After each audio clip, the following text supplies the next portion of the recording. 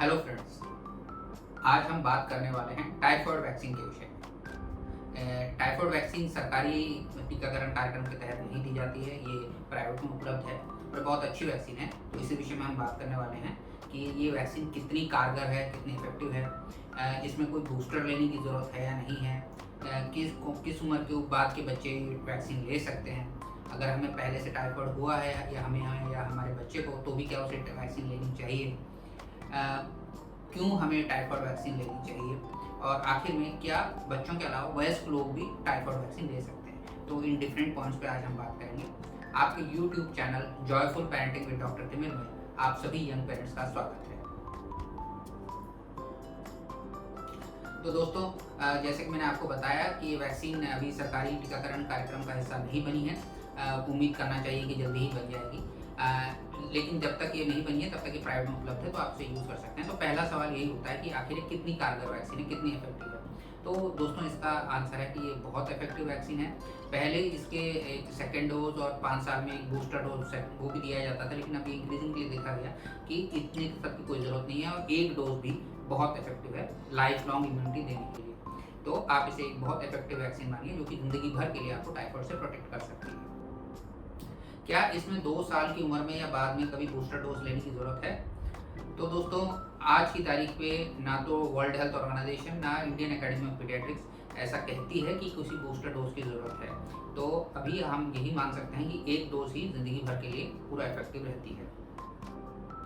किस उम्र के बाद इस वैक्सीन को लिया जा सकता है?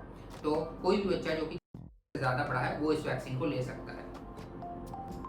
अगर बच्चे को पहले पास्ट में कभी टाइफॉइड इन्फेक्शन हुआ हो तो क्या तब भी उसे ये वैक्सीन लेनी चाहिए?